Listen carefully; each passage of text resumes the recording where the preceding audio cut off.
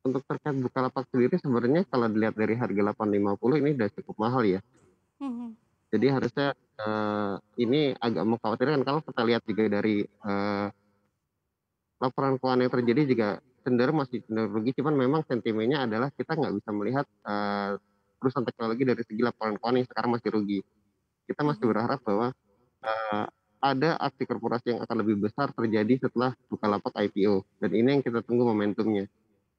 Jadi kalau Mhm. menurut saya sih kalau untuk Bukalapak sendiri, untuk saat ini kalau memang, saya lihat animonya juga masih cukup tinggi, baik terutama di kalangan retail, karena kami juga di Beta Sekuritas juga cukup besar, di retailnya dan online tradingnya.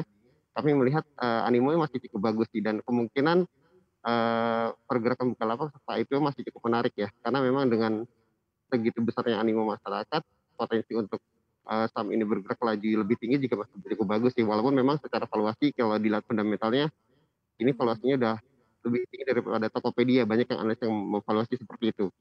Iya.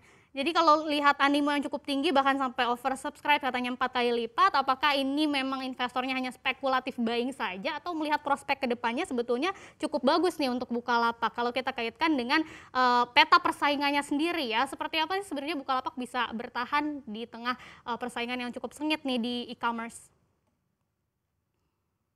Kalau dari sisi e-commerce harusnya Bukalapak termasuk salah satu yang terbesar ya, cuman memang kalau kita lihat dari segi jumlah klik terbanyak dan rasio belanjanya itu masih dipegang oleh rekan-rekannya seperti Shopee dan Tokopedia. Cuman kalau kita lihat balik lagi ke sisi fundamental, memang, valuasi saat ini tidak menarik karena memang potensi loss-nya masih cukup besar ya di Bukalapak, dan memang perusahaan startup seperti itu. Jadi kita nggak bisa, melihat valuasi dari segi, laporan, keuangan aja sih, kalau menurut saya sih seperti itu. Cuman dari sisi saya lebih ke retail karena memang kami, lebih memegang online trading di Beta Sekuritas. Jadi, melihat animo yang cukup tinggi, kemungkinan demand juga masih akan tinggi, paling tidak untuk short term trading jangka pendek, untuk pemilik saham Bukalapak ini menarik sih untuk ikut IPO-nya.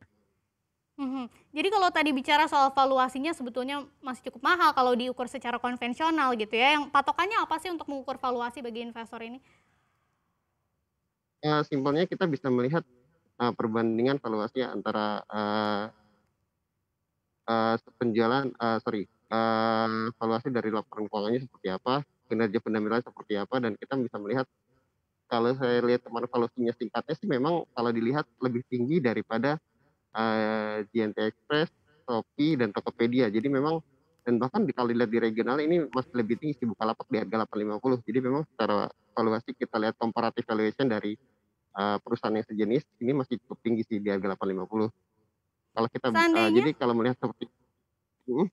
ya, seandainya nanti kan kita tahu ada beberapa, unicorn lagi gitu ya yang akan melantai di Bursa Efek Indonesia, apalagi ada Gojek dan Tokopedia atau GoTo yang ini juga sedang dinanti-nantikan oleh investor pasar. Apakah memang Anda melihat Bukalapak ini masih cukup bisa bersaing di tengah gempuran, e-commerce yang lainnya?